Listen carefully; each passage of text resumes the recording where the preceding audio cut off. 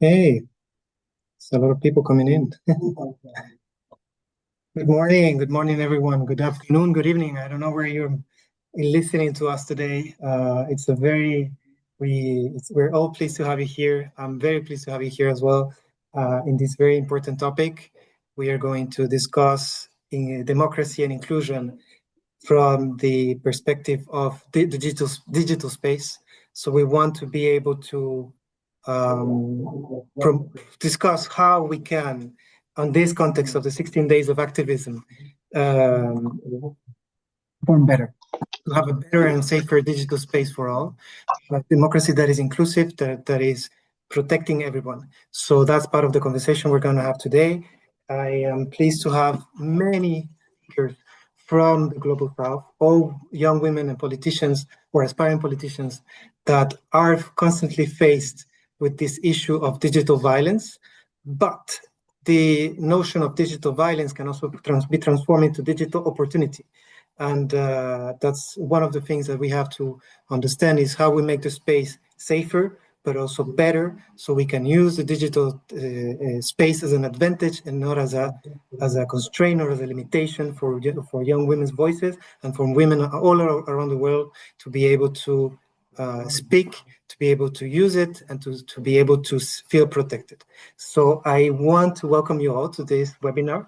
I would like all our speakers to please introduce themselves very quickly. I will start with you, Anita, since I'm seeing you on the camera. If you can please present yourself and say where you're from and who you are. Thank you. Thank you. I'll say good afternoon, everyone. I'm in Lesotho. I think this is now 12:04 where I am. My name is Anita Kamanga. I'm from Zambia. I'm a politician serving as a deputy mayor for a certain district in Chongwe, in Zambia, as Chongwe, sorry. And I'm the founder of a certain NGO called Natwange Community Development Foundation. I work with the community. I work with persons with disability. I work with elderly, those ones, maybe their children died, or they never had children, or they don't have any support from the family. I work with orphans and making sure that all the orphans are in school. Yeah, so in short, I love working with the community in Zambia. I'm very, very honored to be part of this discussion today for, is it TFGBV? Yeah. And yeah, being a politician, I can say a female politician in a SADC region. I've been also a victim to this, and I'm very, very happy that I'm part of the speakers so that we can exchange notes and learn more from each other and see what we can do together just to protect all the women in Africa and women in Africa as well, because the statistic keeps on changing every day. Yeah. Where women are becoming the victim. So yeah, thank you so very much, and nice seeing you all in the Zoom meeting. Thank you. Thank you, Anita. Ms. Parkash, if you can please present yourself very quickly, where you're from and what you do. Thank you. Hello, everyone. My name is Dr. Savira Parkash. I'm a doctor by profession, but also a part-time politician. I've just contested the general elections in Pakistan a year ago as Pakistan's first non-Muslim woman to hold a ticket from a party and contest the general elections. I'm trying to work and advocate for women empowerment, youth empowerment, and especially advocate for peace and peace initiatives. Thank you so much. Thank you very much. We also have other guests. I see that Ms. Mabel is amongst us. If she would like to present herself. You're muted, so I cannot hear you. Hello, thank you for the opportunity. My name is Mabel Obin. I am a Master's of Philosophy student at the University of Professional Studies. My research is on women in male-dominated field. I am a leader.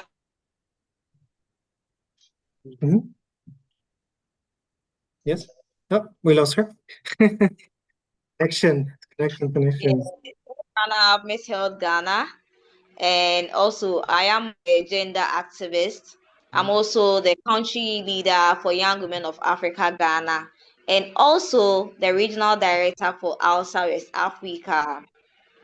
So, just as I mentioned, I am a gender activist who is empowering ladies through the theme Flow with Confidence. So, this is a menstrual hygiene project that I'm currently working on.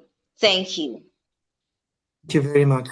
If I can have Ms. Nerhat present herself as well, please. Hello, everybody. Good morning. Please, if you can hear me, can I? Yes. Maybe a bit louder. Thank you. Thank you. My name is Nira Yakubu Gian. I am from Nigeria. I am a gender advocate. I am a leader, a young women's leader in Plateau State of Nigeria, where I reside. I've been elected as the newsletter secretary of the Young Women's Christian Association of Nigeria, that has its headquarters in Lagos State, Nigeria. That's the Nigerian headquarters, but for it's also a global organization where it has the largest followership of women in Africa. I was the first welfare director of the Faculty of Social Sciences in the University of Jos, and I hope to have a very productive engagement on this platform. Thank you. Thank you. Thank you. I think we managed to hear you. I'm very pleased also to introduce, I'm hoping they can listen to us. I have Wanja Maina as well with us, a very key speaker today. So please, if she can come up, yeah. Hi, I'm available. How are you? How are you doing, Wanja? I hope you're doing well. Certainly, I'm doing very well. I don't know if you can see me, but I'm doing very well. Now we can. Nairobi Yes. is quite sunny. Yeah. Can you please introduce yourself quickly so we can continue? Okay, all right. So my name is Wanja Maina. I am one of the beneficiaries of the WYDE Women Leadership Academy that was in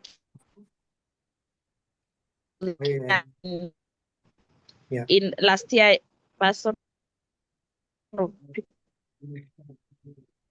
Wanja, I think in my party, which sorry, is the Jubilee Party. Yeah, sorry to stop you. I think without the camera we can hear you better. Yes. Please. It's better if you, yeah, because we cannot hear you very well. It gets cut. I don't think it's the connection or if, yes. If you turn off your camera, I think it's going to work better for you.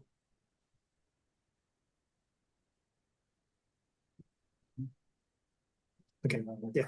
If you can do it again, so we have the pleasure of listening of what you do and where you're from.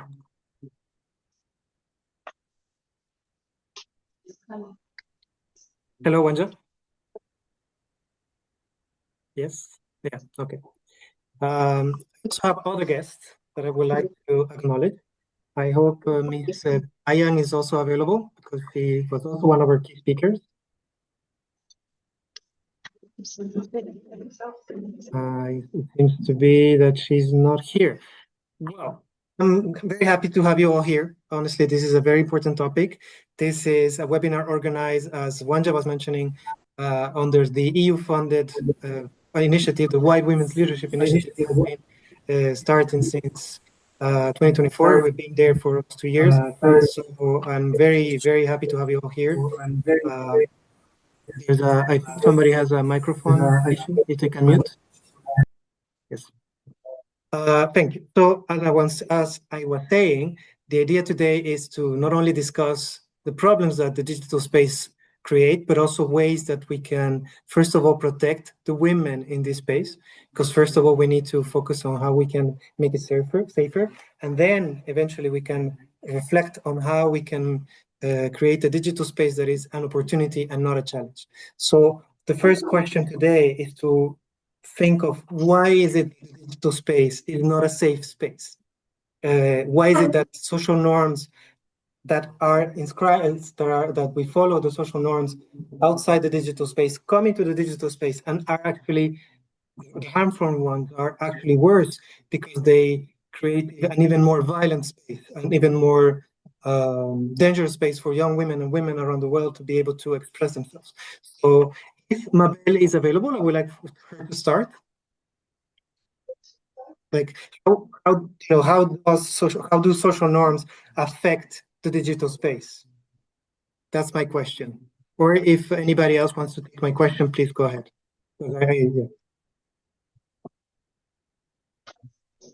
Hello. Okay, good morning. Good morning. Good morning. This is Aisha.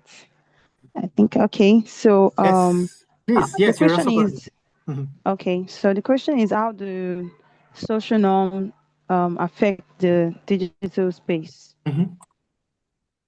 Okay, so on this particular matter, we are talking about women, right? If I'm correct, like it's talking. Okay. So basically we have let me call. So basically we know what's going on right now. We know how it is when we have an issue, and when it comes to something that has to do with women. When it goes out there on the internet, it's always more it gains more attention, it gains a lot of controversy, and it spreads so fast. I'm sorry to say, but I'm not taking sides. I'll give two examples. Our just elected Tanzanian president, we can see what she did. She was offended by something that was done by the citizens of Tanzania, and she decided to react. And the reaction was quite huge, like it was an offense that was punishable by death, according to her. So it really gave her a a bad name immediately. Like it didn't waste time. And that's, I know, it's because she's female. A lot of male presidents, a lot of male dignitaries have done even things far worse than that. And it didn't even get to make the internet. But well, for God so good, she was able to reverse judgments and free everybody that did what they did. And it's all over. Then secondly, the case of the Zimbabwe teacher that was caught um in a sexual act with a 16 years old student. If we reverse the case, if a man was caught with a 16 years old child, in fact, according to some law in some country, you can marry such age, you can do anything because he's a man. I'm not supporting, like I said, I'm not supporting any of these people. I'm just using as an example. We get this thing, and it's all coming from these social norm issues. The the same the same punishment that will go for this teacher for doing whatever she has done. Why can't it go for the male when they do what they do? Why is the law, some law supporting the fact that a man at that age, 33, can just go ahead and marry a girl of 16, 14, 15, and nothing is being done about it. But when it's reversed the other way around, it's seen as this, it's seen as adultery, it's seen as fun. Like I said, I'm not supporting her. But I'm just trying to say that all these things are coined out of this same social norms issue we are talking about, and it's really affecting the digital space seriously. If we're not saying, oh, is a boy and oh, is a girl, then each gender will get the same amount of punishment for the same kind of offense. One will not be permitted because of gender. I don't know if I'm making any sense. So that's just my own view on how these things are still affecting the digital space. There are a lot of examples, but these are the ones I'm going to talk about right now. But I think I get your point. You're basically saying also the digital space allows for a more, like the fluidity of the space makes it like you can accept things because the narrative is being reproduced. So in a way, what you're saying about the fact that for men this is allowed and for women this is not allowed, it It's not happens in the allowed. same in Yeah. the digital space. Like the digital space creates Yes. this same barrier where men are allowed to say things and women are not allowed to say their own things. So I understand it in that point. I see a lot of hands, so let's keep going with other speakers. Mabel, yes, please go ahead. All right. So they actually also determine what behavior is seen as normal online. For instance, normalizing sexual jokes about women and also silencing women who speak out. So I think these social norms also limit digital participation by limiting our freedom and our voice. For instance, I think recently I spoke about my friend who decided to speak out on her sexual abuse at a very tender age by a supervisor. And after she posted it on Facebook and then Instagram, we got people calling her, big people in quotes, politicians calling her to pull down the post. So these social norms are affecting women one way or the other. For instance, just as I mentioned, my friend was just showing her the abuse she went through at that age, and she didn't even mention the person's name. Yet she was asked to pull down the write-up, basically because she's a woman and then she was speaking up. So I think in a way, not I think, it does limit our freedom of speech online. Thank you. Thank you. That's very, very pertinent. I see that we also have Ms. Nerat as a comment, please. Yes, please. So, hi everyone. Hello. This is Mira once again. So, um, I want to lay an example. I want to lay an example. So, how do harmful gender norms increase PFGBV? You know, oftentimes some persons deepen the narrative that some people or some human beings are more human than others. For example, when it comes to persons with disabilities or persons with various forms of disability. So some weeks back here in Plateau State where I live in Jos City, a lady who is called Adama. She's a person with dwarfism. So if you know, dwarfism is a category of disability. And then she belongs to a political party, and then she went out for a campaign or a protest with her fellow party women, saying we don't want the current governor of our state to join our party because there are already news around saying that she was going to defect to their party. Now, some people took pictures of her at that protest. Pictures of her were circulated online with with statements or captions like just look at the person who is, you know, saying that the governor should not join their party. Look at this kind of person. Is she human enough? So, the question of some people more human than the other were raised. And every kind of violence against women, especially women with disability, can attract punitive measures, can attract people to go, take you to court and all of that, or to file a case. And then some people began to say that this person can file a case, even though she never did. But this is an example that I have to leave here. Yeah, thank you. Thank you. Very, very, very important as well. As both of you have been mentioning, the digital space allows for these jokes that are not jokes to be magnified, intensify, and create an even more personal and deeper level of violence towards the person that they targeted. In this case, they make a vulnerability, a disability, as something that it's, could be joked about, which is not correct, which is not right, and they use it as a political tool, but also as a way of pushing her person away from the political space by excluding her from the digital space. I see as well other hands. I see Anita, and I see also Ms. Parkash, sorry. So Anita, please go ahead, and then I get with Ms. Parkash. Okay, thank you. Thank you so much. Yeah, I feel everything is becoming worse because of the result of long-standing social culture norms and institutional barriers. This is what I feel. I think it starts with the way we have been brought up to believe that men are leaders and decision makers, while women are caregivers. They need to be in the kitchen, they need to give birth, and not only that, men are more dominant than a woman, meaning they're the head of the house or head of the households.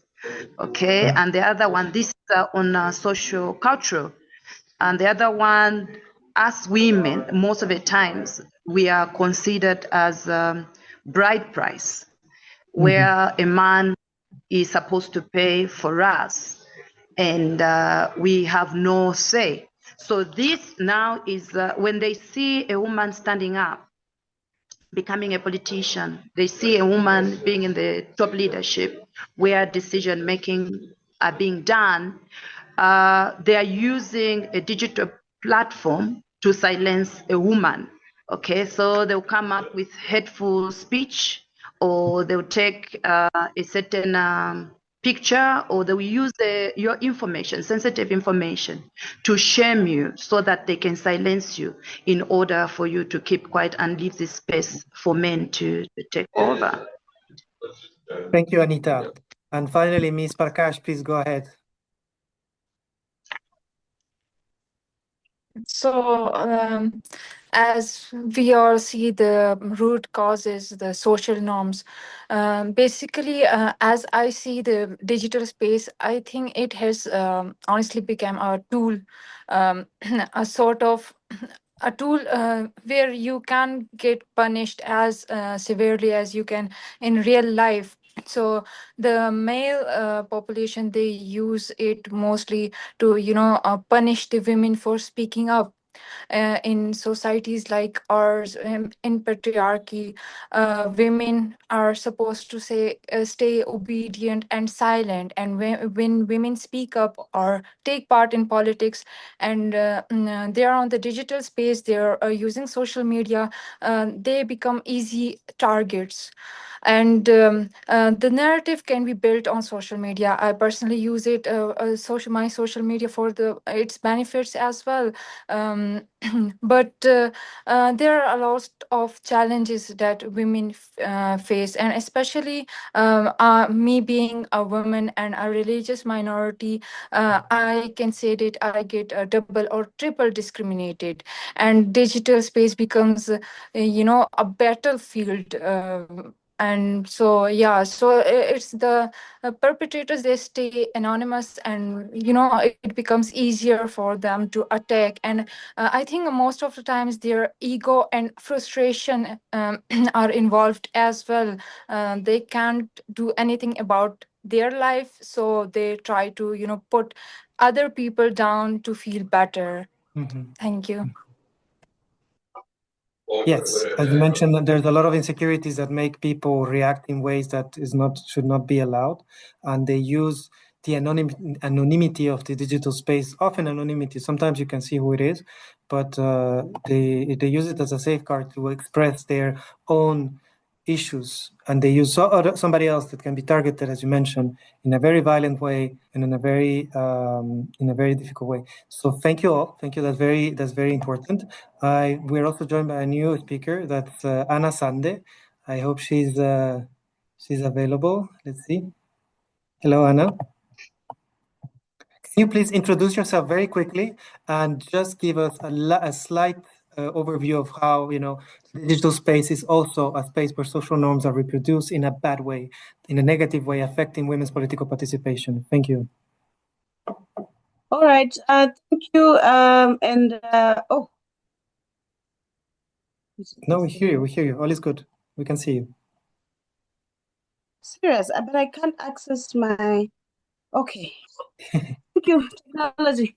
Hi, everyone. Good morning, good afternoon, wherever you are. My name is Anna Sande, a young woman, politician, an opposition politician in Zimbabwe, and I'm very excited to be part of this meeting. Just so you know, I'm just coming from a physical meeting with women in my constituents where we're actually discussing about how digital violence is affecting them on a daily basis. And I'm really excited and happy that this year's theme is acknowledging that indeed digital spaces are slowly becoming spaces that violate women's rights and also put young girls also on a vulnerable position. So my understanding about this year's theme, which is United and digital violence against women and girls, is that for women in politics, right? First is we acknowledge that women are not a homogeneous group, and within the bracket of women, we have women in politics. We've seen how the media has not really amplified women's political participation, especially highlighting the progress and the achievements that women in politics are actually doing. But the media, through social media, is being used to further create stereotypes that eliminates women's political participation. For example, we're seeing the objectification of women online.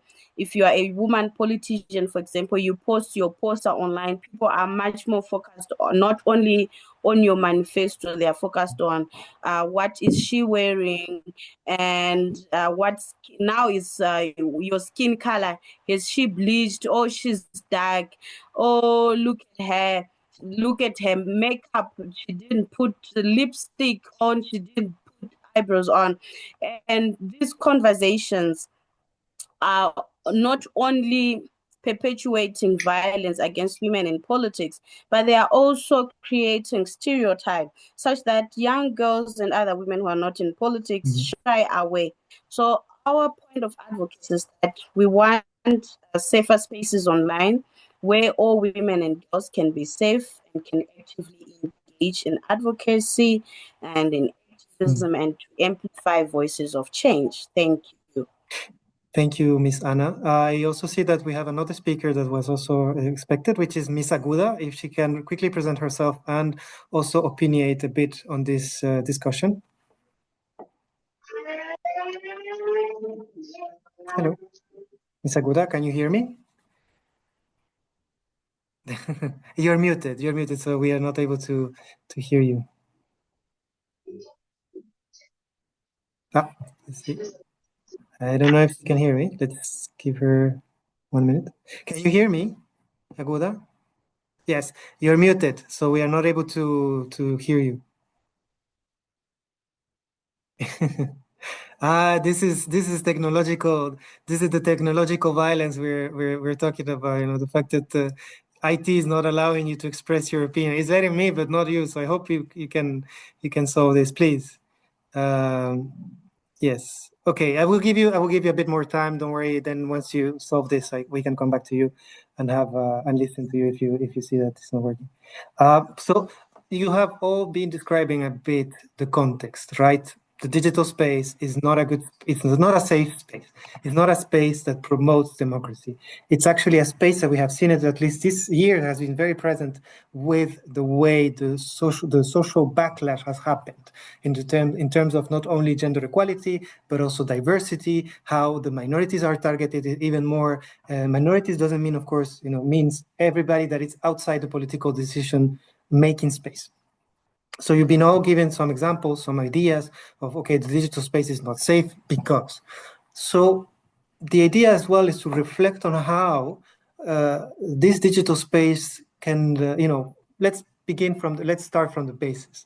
How do we protect women in this space? How do we help them to be safer? How do we help them because for now the digital space cannot change and will not change the way we want it to change to make it more inclusive, more safe. So we need to first protect the women and the young people and the minorities that want to participate in politics, but that are excluded because the digital space is not meant for them in the way that it should be meant. So one of the ideas was to create networks to protect women, to give them support, to make them feel like you're not alone in this. So if any of you has a comment, please go ahead first. But if a hand, then I will allow this person to go. I see that Miss Agula has finally managed to unmute herself. So yes, Good yes. morning. Good morning. So please just quickly Good introduce morning. yourself and address the question. Thank you. Okay. All right. So my name is Aguda Haishat from Nigeria, Lagos. Okay. So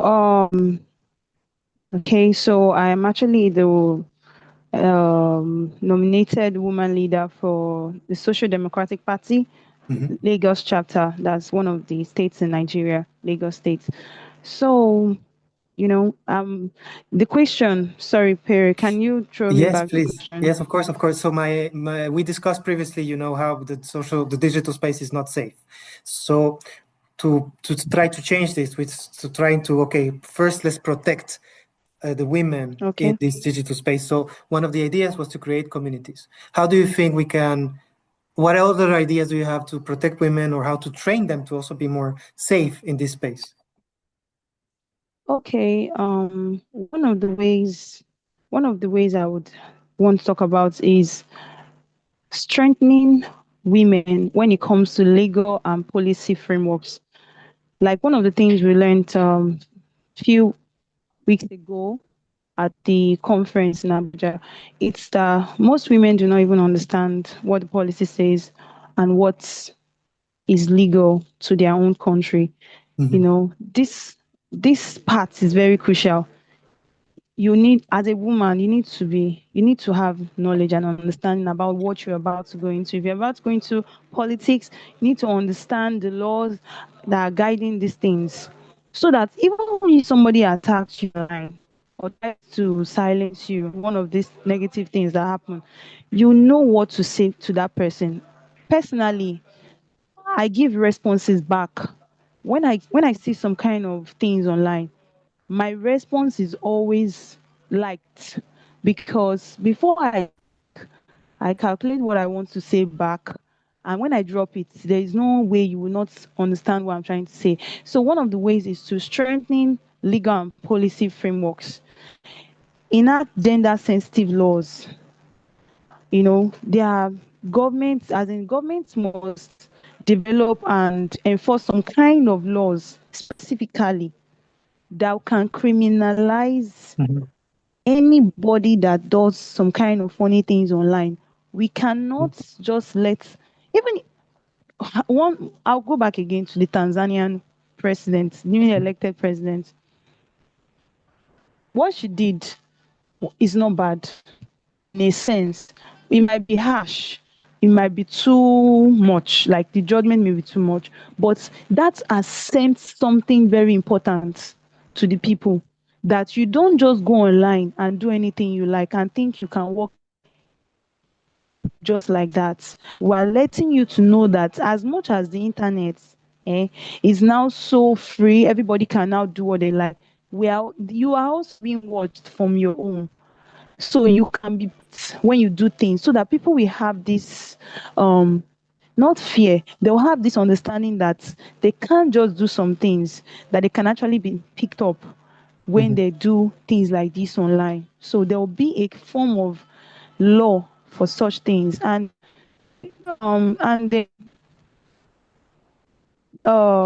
thing is to ensure accountability. So there must be some kind of laws that must hold perpetrators accountable, including anybody that's cross-border cooperation, or that commits any of these digital crimes. So what I'm trying to say is that there must be laws and policy to guide this things, it must be punishable.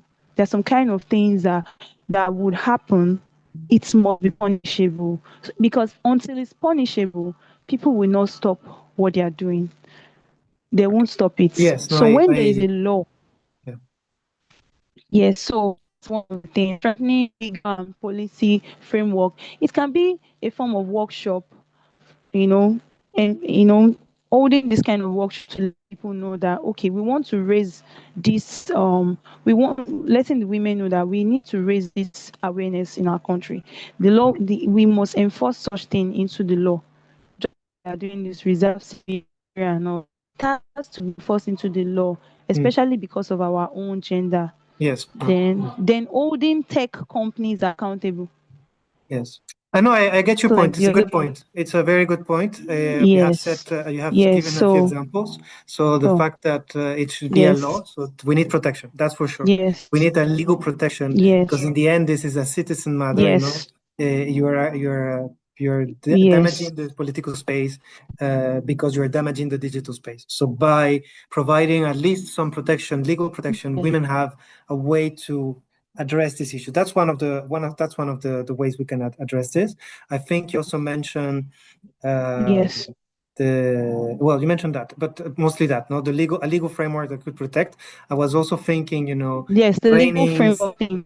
Yes. I will come back to you. I will allow Ms. Parkash to also say other things, please.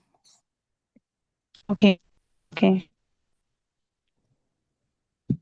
So, in my view, the verification of accounts is very important because the more anonymous you are, the more you behave differently, and you're rude and harsh, and you will not be punished. So, punishment and verification. But personally, what I do is I call out the perpetrators.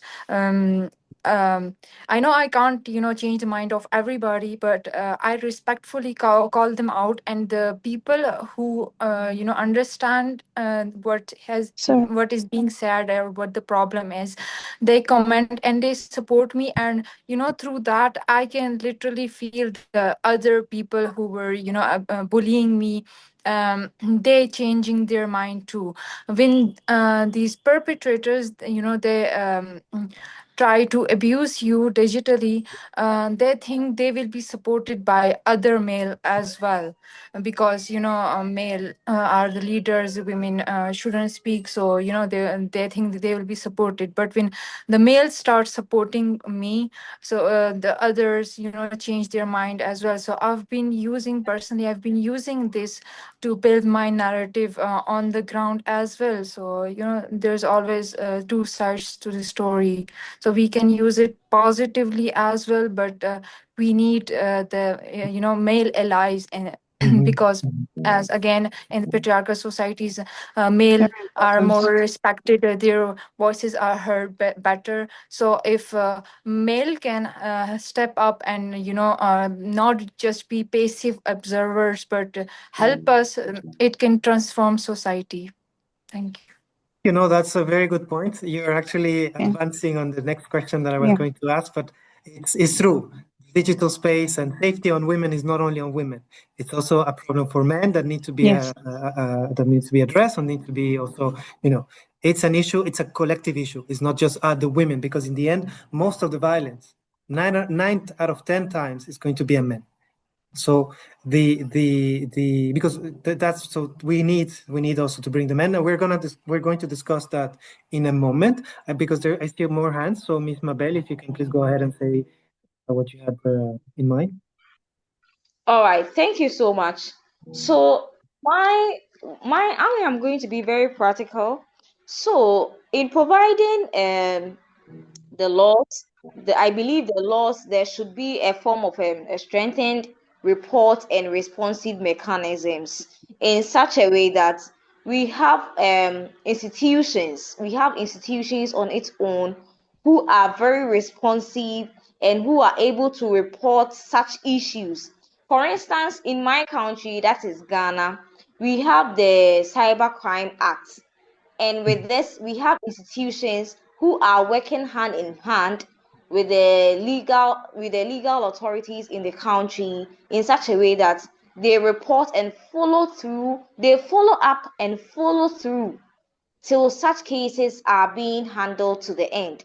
And also, we will also have to invest in the survivor centered support systems. One thing that I have realized is that in most countries, they do not provide after the aftermath of it.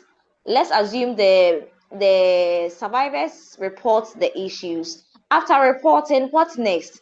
They are still being attacked. But when you get to some countries, some survivors, after reporting and then they follow up to a certain point, they are not giving some sort of support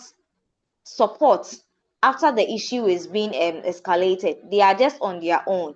And also, we should also hold tech firms accountable. So, for instance, we have let's say Instagram, we have Facebook. You see that people are trolling a survivor on this platform. What do? You have to be able to detect and then punish the person directly without people even reporting it. I don't know if you get it, Pierre. I don't know what if I'm on point. I'm trying to say that the tech. So, for instance, an app like Facebook should be able to detect the trolls, should be able to detect it directly and institute punitive measures for people without or even before people report it, because we all know that people have to report and report and report till Facebook or Instagram pulls down such comments.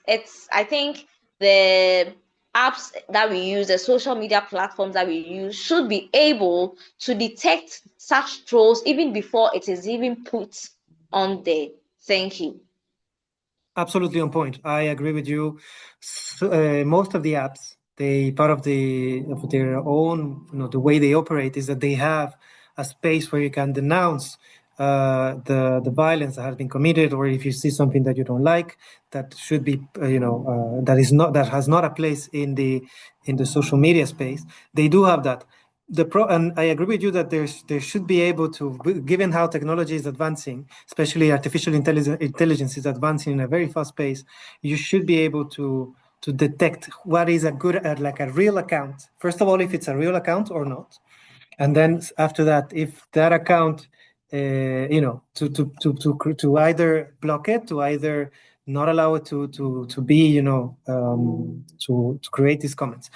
The problem with that, I have to add, is that unfortunately, these social media networks or platforms, they thrive on traffic, and to create traffic, they use fake account, the bots.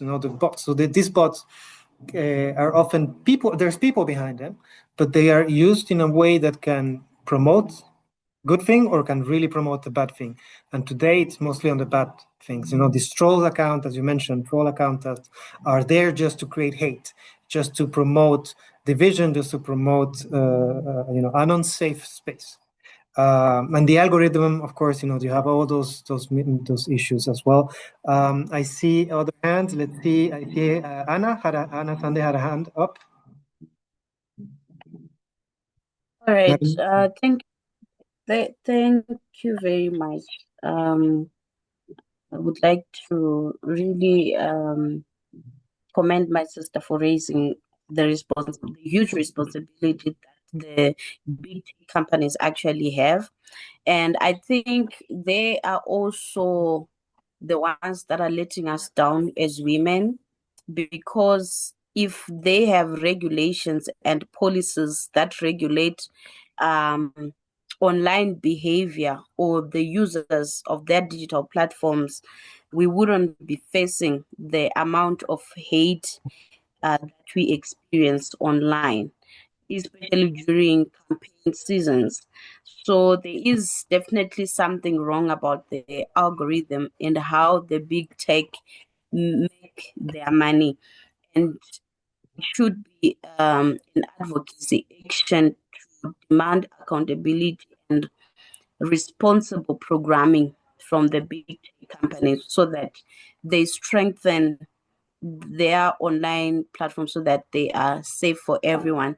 But I want to come back home to say that policy frameworks do actually work. Here in Zimbabwe, we now have a Cyber Data Protection Act, which protects Zimbabweans from data theft and also cyberbullying, and also enhance cybersecurity online. But the problem that we are experiencing in Zimbabwe, especially women, is the lack of capacitation first from the institutions that are supposed to prosecute cases that would have been reported of online harassment and abuse. You tend to see that our police officials are not yet ready to actually investigate, gather thorough evidence, and prosecute abusers or violators of other people's rights online. And this is due to lack of maybe latest softwares, or the technical infrastructure is not yet as advanced, because I understand that this is also a bit expensive. And secondly, the custodians of the rights, which are women and girls, like in our case, or just everyone in general, they are not fully aware of these legislative frameworks. And also, there's a lack of understanding that violence that happens online is actually violence. What you feel are the consequences of being violated, but you don't really understand that what kind of violence, because our understanding of violence within our local communities, violence is beating, violence is actual assault, it's physical. Yes, it's also verbal, you are insulted. But the violence that happens online is also difficult also to explain or articulate to the next person, where still to the officials like the police and so forth. So we need a comprehensive strategy, number one, to empower local communities, or making them aware of the forms of digital violence that are now existing, and how to interpret certain behavior that happens online that is that violates a person's rights. And this is what we are seeing. Sometimes you go to report an account. It's just an account, but it's not the actual person. Our police are not yet ready to determine if whether or not it was a person behind the account.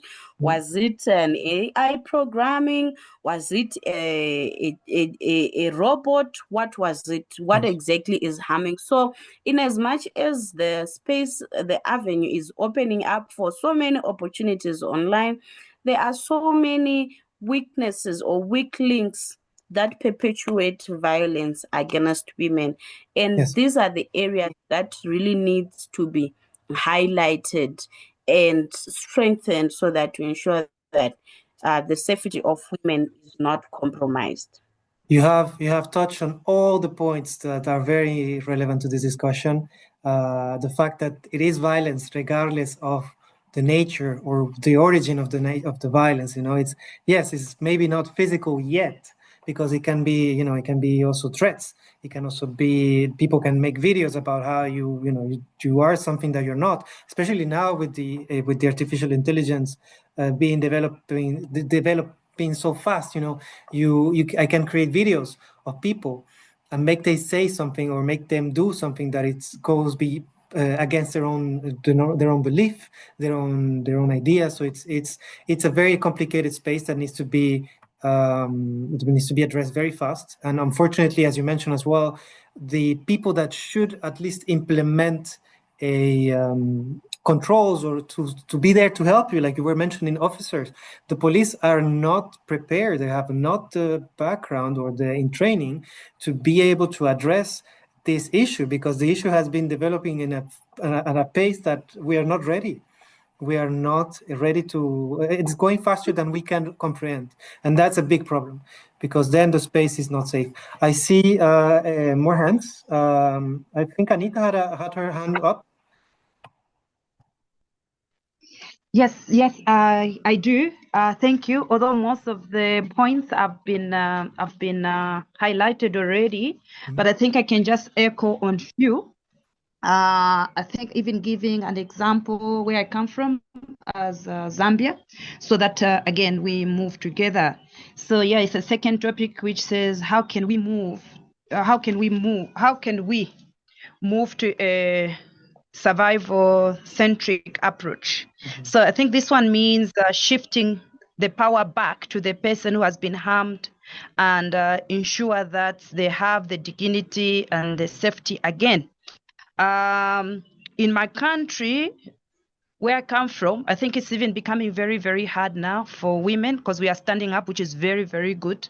And we are having this saying, which we are saying, the future is female, and the future is female, and the future is now, meaning the future is today. So we want to be in decision making, want to be in politics, which is very good. Like this year's this election, which we are going to have next year, it has really, really pushed a lot of ladies, and we feel we can do better. Sorry to say this, than our mothers or our fathers who have been in politics. We believe. So I think the first one is believing the women first. I think we don't have that, and we are really trying to work on it. Where, say, for instance, a woman has been harassed or sexually or emotionally, and if this person goes to report to the police, it's very, very hard, or to report to their family members or the people they trust. It's very, very hard for them to believe. And I understand this has to do with culture. So where we say, are you sure this man did it? Maybe you did not dress up well, or maybe you were provoking him, or you were flirting with him, instead of us believing the women first. So we have to remove this culture of doubt, and make sure that we support the victim instead of blaming. The other point I would love to put across is providing safety. We don't have this where I come from, where it is there, although maybe it's minimal, where like I can report, I can make a report in a confidence way, and make sure that I'm not targeted, I'm not afraid of stigma.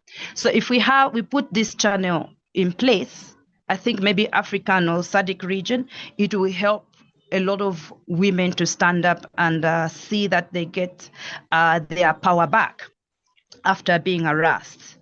The other one I feel we need to put in place very much is ensuring that emotional and psychosocial support is put in place. I think someone already mentioned this is legal remedies as well.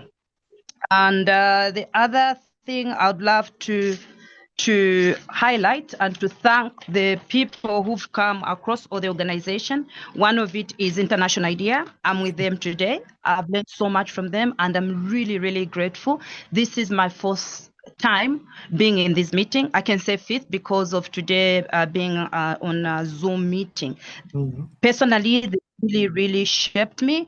They've given me this confidence where I can step up for myself and report without looking around. So I would love again to appreciate the Americans as well, who have put this law as well in place, and make sure that women can report without other people knowing as well. European Union as well. So I think if we can put all these measures in place, it will really, really help the young women and women in politics and decision making. Thank you.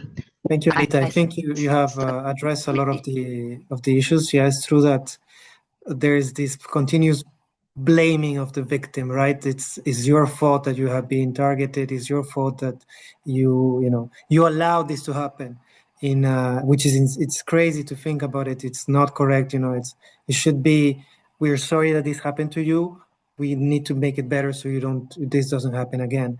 Although we know that it's going to happen again, as in data, when you see data and every day live, 1 in 3 women is going to experience violence in their life, which I think it's a crazy number to think about. It's a surreal number, that out of the 3 persons, 3 women that one of them, if not more, will go through, will suffer violence.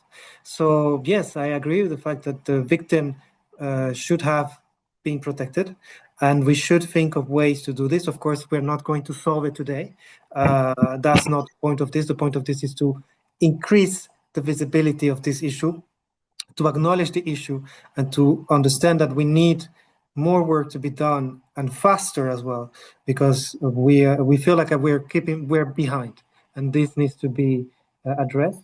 We of course appreciated your comments towards international idea, and I think I will retake that on the fact that one of the listeners is asking about civil societies organization and what the role can be, because sometimes we think about the political level we think of members of parliament, we think about laws, but I think it's also important to recognize that civil society has a very important role in shaping the public opinion, and in shaping, in creating also innovations, in innovative ideas to address these issues. I see another hand. If any of you have a comment on this, on how civil society's organization can also support and help this, I'm welcome to hear any of your opinions.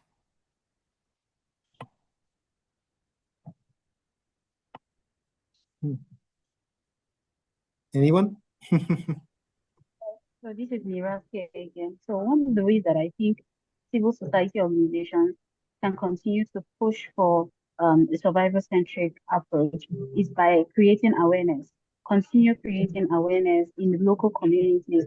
Our local communities are very much short of knowledge and skills on how to manage cases when it comes to survivor-centered approaches.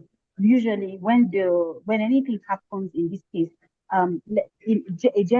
some of the gender norms that I see in my community or here in Nigeria, you hear people saying that, oh, this is a family case. This is a family case. So when civil society organizations carry out awareness creation activities and say that this is a criminal case, I think that people will begin to have a change mindset and will begin to treat cases of gender-based violence more seriously. Thank you. I agree. There's the civil society organization can create a lot of pressure. They can create trainings. They can give trainings. They can, they're very needed in this conversation.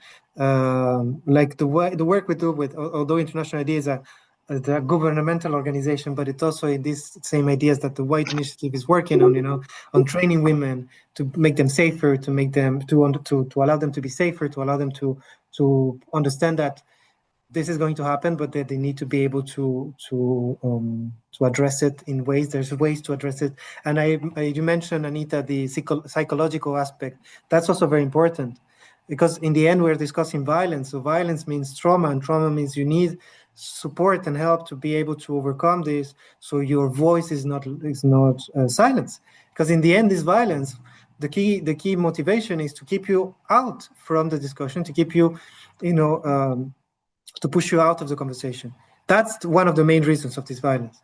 It's to not allow women to express their own opinions, to not be able to participate in politics, women and minorities, of course, to be able to openly participate in this conversation. And we've been discussing two aspects, how the civil society organization can help, how we can change the legal space, how to support the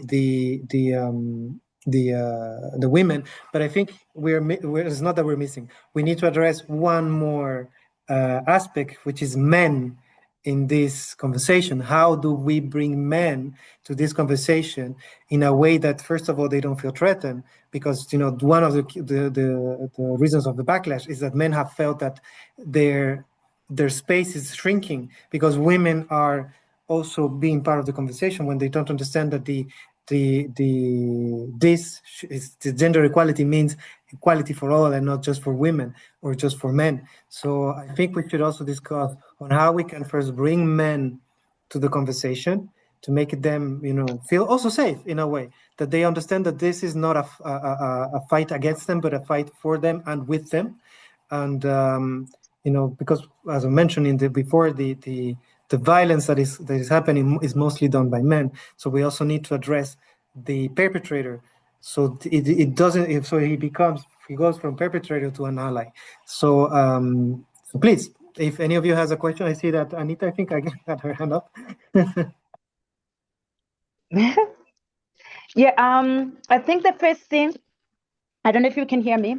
I think the first thing is what we need, the reason why we are fighting, I would say fighting, the reason why we want that space, because it's our right, it's our human right as women, so that we can work together.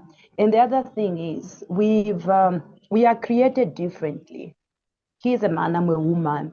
So as a man, they can't represent me, who's a woman. So we are not saying the men shouldn't work with us. We need that space on that table for both of us. A man is seated here and a woman is seated here, so that we can make the decisions together. This is the first thing I feel.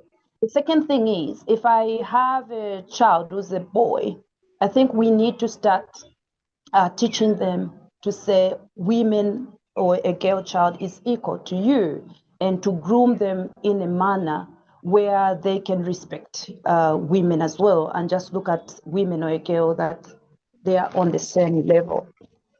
After we do that, I think we need them to be proactive allies in transforming digital and political spaces. They're not just supposed to say, yeah, when they see me, that's when they can say, sorry, I'm supporting you. I'm very sorry, Anita. I'm giving an example. Someone was harassing you on social media. No, they have to go on social media and defend me there, so that everyone can see. The moment they would do that, being a man, their fellow men, who knows, maybe they can back off, or they can start supporting us as women. I think my last point as well, say for instance, I'm contesting, like next year, I'm thinking of taking a higher position in politics. They need to campaign with me. They need to debate with me. In short, as women, they need to show this support as well, so that the world can see. So we are not crying for this space to take the space away from them. We are crying for this space so that we can work with them together. Together we make a better world. Thank you. Thank you, Anita. I see many hands. But if you are not a speaker, please write it in the chat. We are happy to read you and to promote it to the speakers. I see Mabel. All right. So thank you for the opportunity. So I'll cite an example. So just as the honorable member said, men should be proactive allies. They should rather take action when they see any form of harassment. So recently, I got in touch with a lady who was accused of making a friend commit suicide on her campus.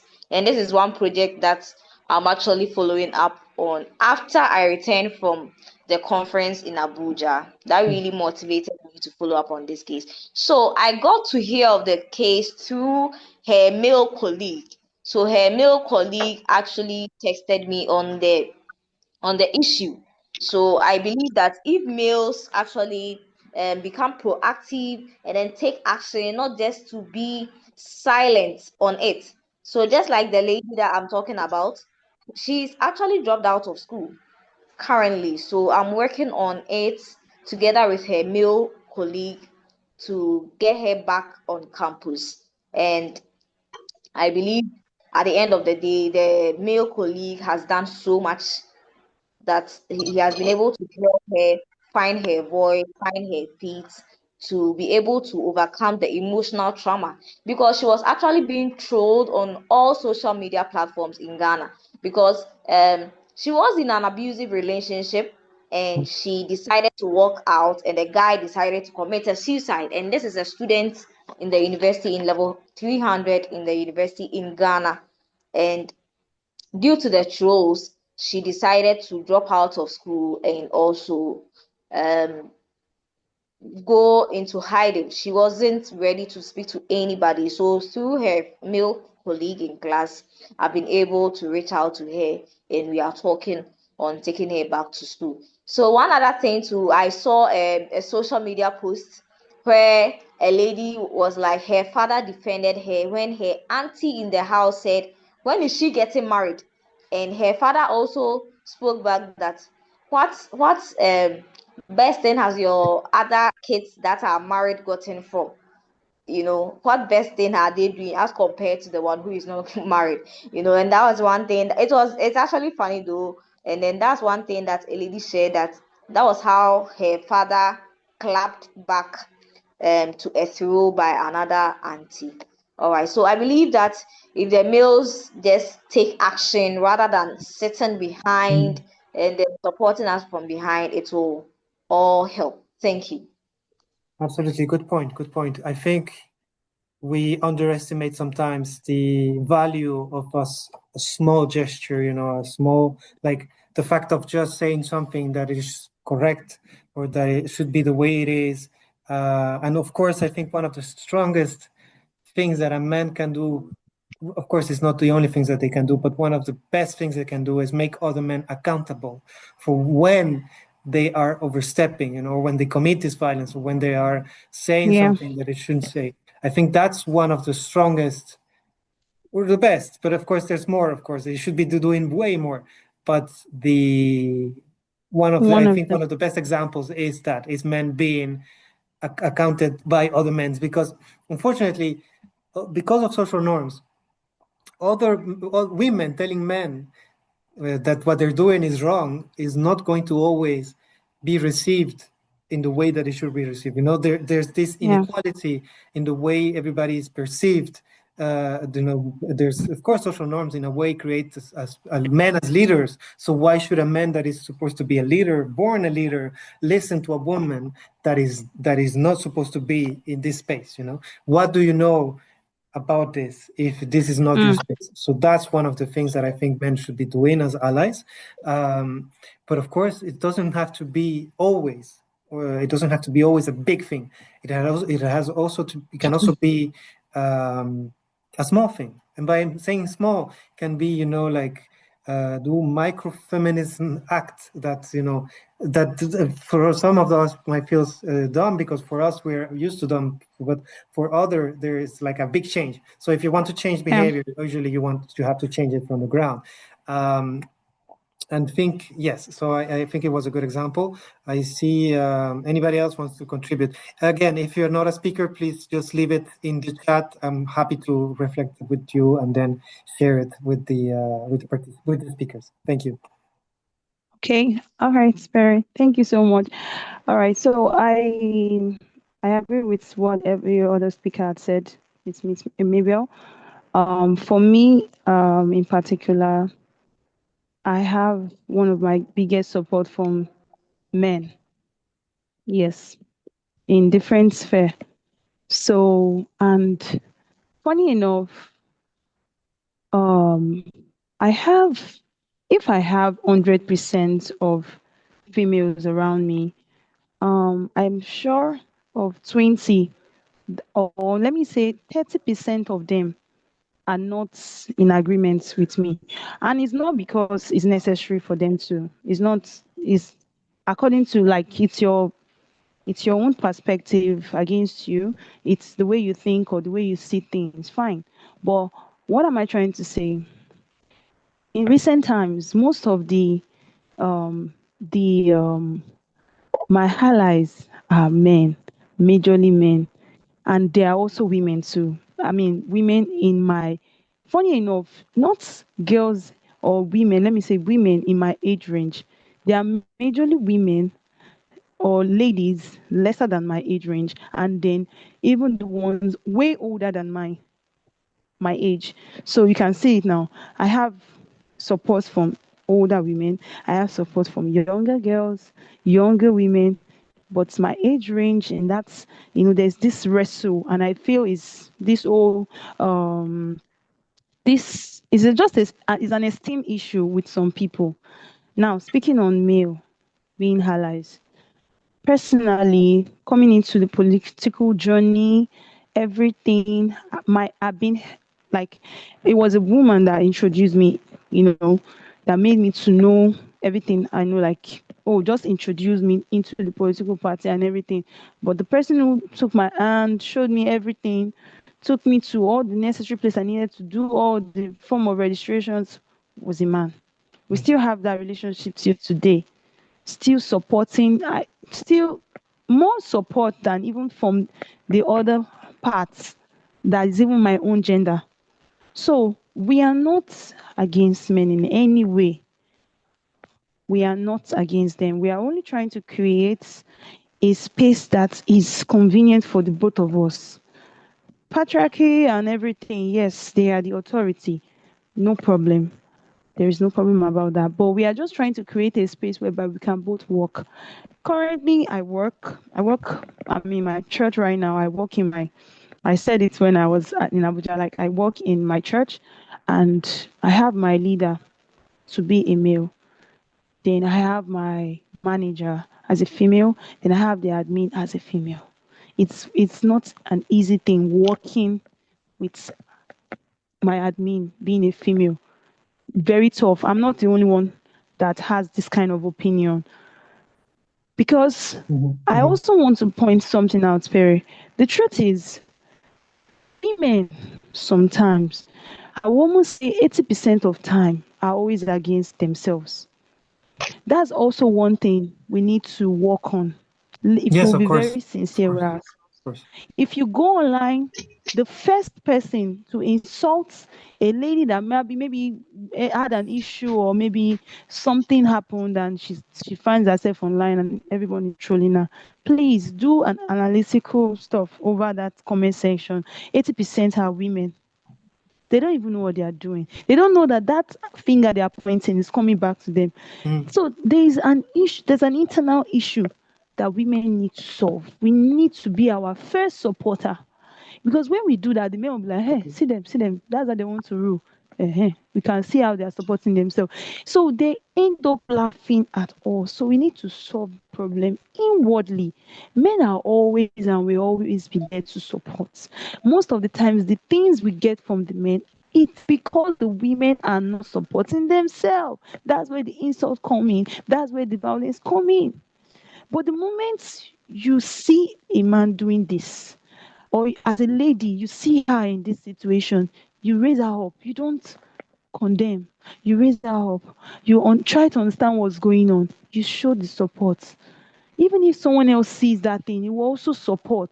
Before you know it, she's back on her feet. So the thing is just, it's quite dicey, but I believe that as we keep doing this, thanks to WYDE, thanks to the United Nations Women, as we keep laying emphasis on this, keep doing workshops, I know it will become something to internalize and change will start coming very quickly. Thank you. Thank you. No, that's a good Terry. point. I think you have been mentioned. It's good that you mentioned this, that it's true that violence can also be perpetrated by other women. Unfortunately, that's also another conversation that needs to happen.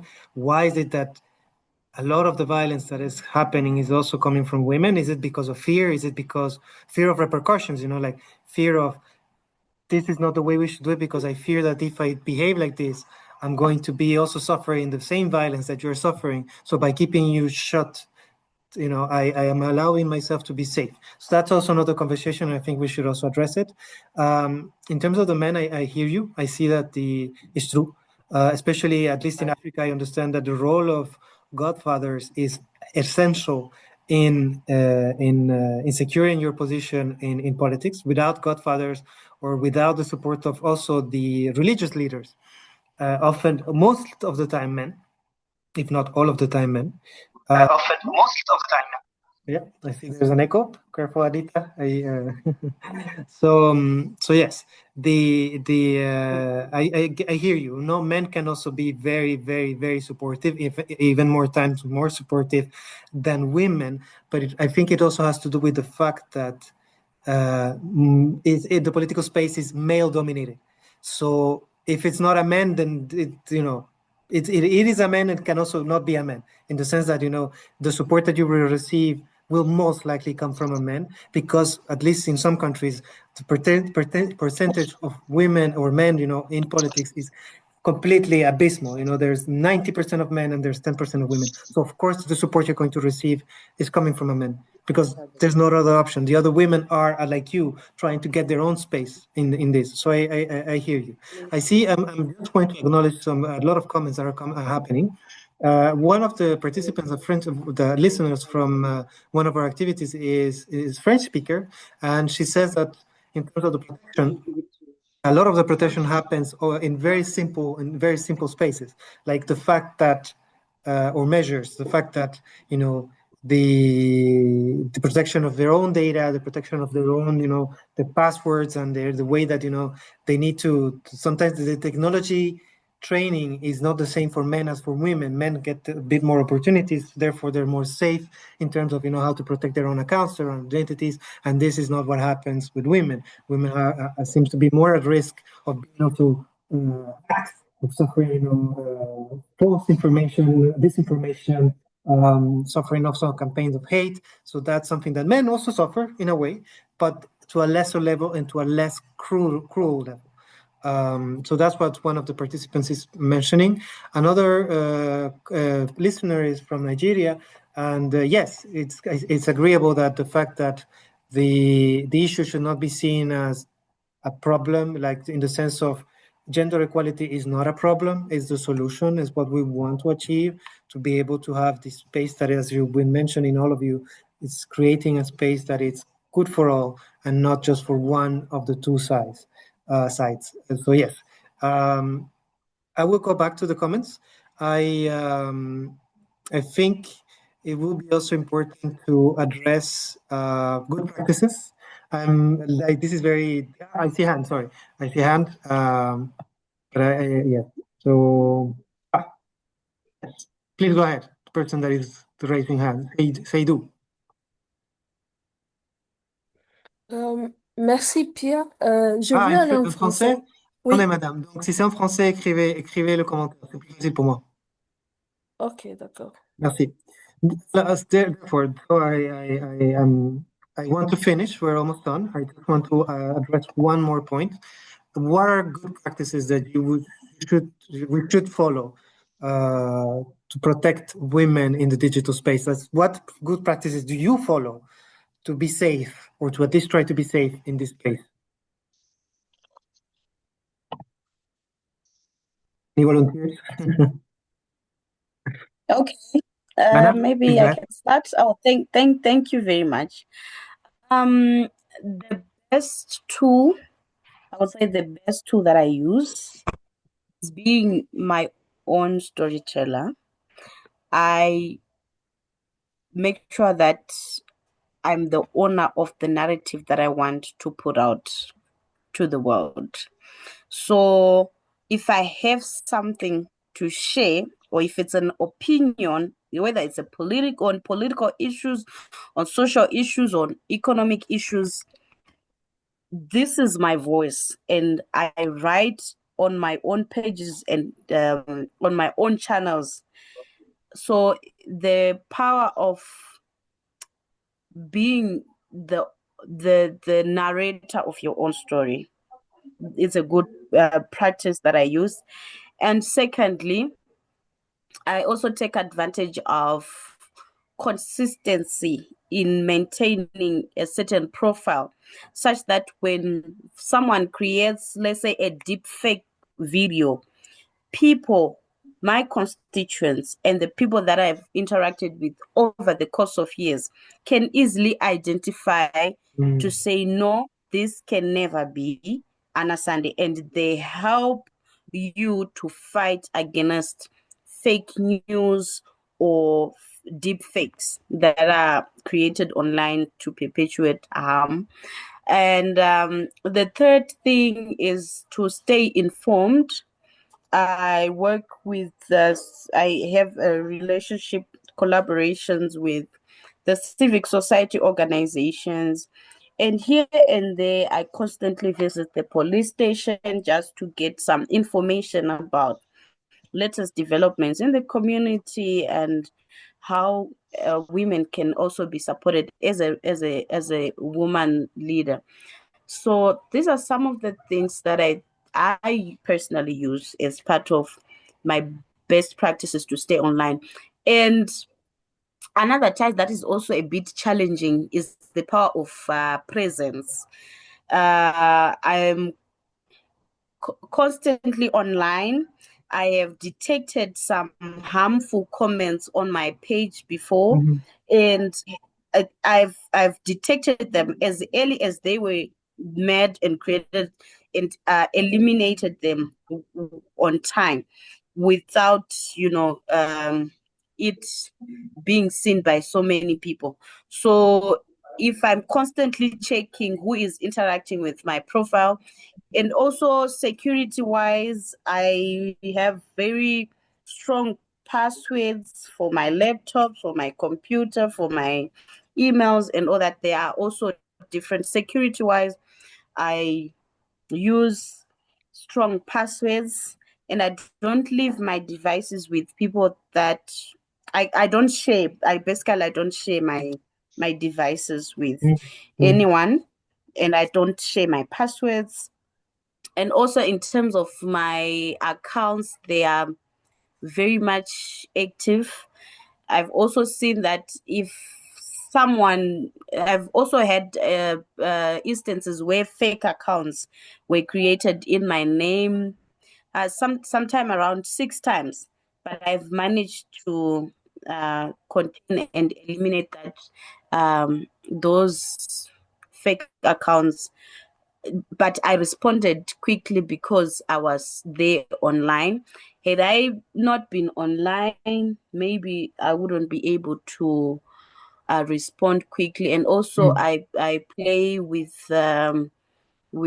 people who knows the how to operate the technical field, how to maneuver, such that I also get advice if I see something harmful happening to, or a threat that is happening to my computer or to my devices. I quickly ask for advice and I get support.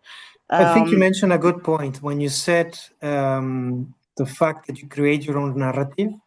I want to allow other people to discuss this. I was thinking, you have been mentioning a lot of strong points, like good practices. I think one of the best one is to always be true to your own narrative, to create a narrative strong enough that it's also for you, not only for the people that will listen to you, but also for yourself. Like, this is who I am, and no matter what other people or other people tell me, this is who I am. So I think that's a great advice, to have your own narrative that follows you along your political path, where you're like sure about yourself, where you're like, this is who I am, and regardless of all these dumb violent comments that I'm receiving, all the things that I'm listening or reading, that is not true. This is who I am. So I think that is a very strong point. Also, the fact that you don't share your passwords and your devices, it's also very good. It's a very small thing, it's a detail, but it's strong. It's a good way to avoid any issues, because it starts by there. By having a leak, by being hacked, or by being or your device is being used, or your name being used in a way that you're not who you are. So I think that those are great advices. If I see another one, I will come back to you. I see Nerat has her hand up. If she wants to, please comment. Hello, everybody. So I have a few points on how to go about being safe, or safe practices to navigate the digital space. So for me, personally, I try to um, identify groups on social media that align with my beliefs, and even and I like them or I follow them. And when I like and I follow these groups, it is not all posts that I engage in. There are times that there are posts there are posts that can be made or will be made on these groups, which may not exactly align with my own goal or belief. And sometimes when I know that if I try to give a narrative or maybe make a comment that goes contrary to what these other users on that or other followers there think, it may end up in drolling or what we call dragging and also backlash. So I try to just stay away from some of these posts and even comments so that I can save my mental health. I can take care of my mental health. I don't want a situation whereby um it's time for me to go to bed to sleep and then I'm not sleeping well. I cannot sleep with my two eyes properly closed because I'm thinking of certain comments that follow after the first comment that I've made, which I know that personally I have had such cases. I have experienced this, I try to make a point that was trying to I try to make a point in a certain comment section that would have saved the face of a lady. And then unfortunately some guys took it the other way around, and then they began to backlash me.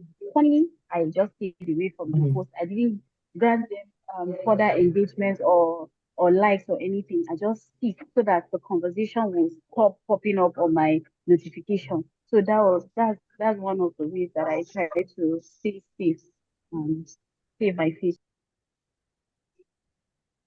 Thank you. Yes, I think what I can also take from what you're saying is that it is important not to fear help, because sometimes you might feel ashamed of what is happening to you and the violence you're suffering, because of course that's one of the objectives of the violence, is to make you feel doubtful and to exclude you. So I think it's also important that you have a safe, to be aware of yourself of, okay, if I'm suffering this, I need to reach out, support and help, and have the ways of finding support and give and to going, because that in the end is being able to overcome the trauma, but also being able to continue if of course you want. But I think most of you want to keep going and to prove these comments that it doesn't matter what you say and what you tell me, this is not going to change the fact that I want to be here. So thank you for that. I see Anita as well has her hand up in the comments. Yes. Yeah, I think I've got only one comment I'd love to submit. I think the best thing to make us stay digital and comment or do whatever we want to do is by making sure that we avoid sharing sensitive personal information, because we're in this public space and people might use this against us. And then the other thing which has really, really helped me is by creating a digital support circle with my friends, the friends whom I trust very well, or colleagues, just in case someone is attacking me, because most of the times it's very, very hard to defend yourself or to speak for yourself. So there are some things where you don't even have to come in, but let your friend answer on your behalf, being it on Facebook or WhatsApp. We need to have you need to make sure we are available in these maybe WhatsApp group, and our friends can stand up for us and making sure that they protect us or they speak on our behalf. I think the last point, 3, we need to make sure that, say for instance, you're on Facebook, let's review our private settings all the time, and making sure that we change the password frequently, make it stronger, and sometimes use two-factor authentication so that Yes. it will be very, very hard for hackers to hack your account and use your information against you. Thank you. Thank you, Anita. I think given this comment that you're making, it made me think of another good practice is to have 2 different profiles. the very public profile that is used for, for politics, basically to share politics, ideas, to discussion. And another one is on you, for you, your private account and the public account. I think that's a good way also to sort of protect yourself, at least on the private part, because nowadays you're able to create, your accounts can be private. So I can see your name, I can see your photo, but I'm not able to see the pictures you're posting or see the messages you're sharing. So I think that is also a very good practice. I see a lot of comments saying that, yeah, we should teach men how to also be better. That's part of the conversation we're having here today, that we had today, is men need to be involved in almost every step of this discussion, because they need to understand that sexist comments are not going to help them in any way, or make them feel better or make them feel more important. So that's one of the conversation, and one of the conversations being shared right now. If nobody else has anything to add, I would like to finish today, right now. So I'm very grateful for all of you to have taken the time to come and to share with you your ideas. This doesn't mean that it's over. It means that we have to keep going and we have to keep the conversation open. So please always reach out and be in touch. We need to keep in touch and be discussing this to make this digital space, but also change and transform social norms to make the world safer for women and for minorities. So thank you all. Thank you a lot for your time and for your contributions. I wish you a great afternoon or evening, depending on where you are. And I wish you well. So bye-bye. Thank you. Thank you all. Bye. Bye-bye. Thank you, Bye. Peter. Thank you. Bye. Je veux Thank you for l'inclure everything. là-bas. Thank you Bye so bye. much. Thank Well, you. Bye. Bye. Azarat. Bye bye. Ibel. Bye Bye. bye.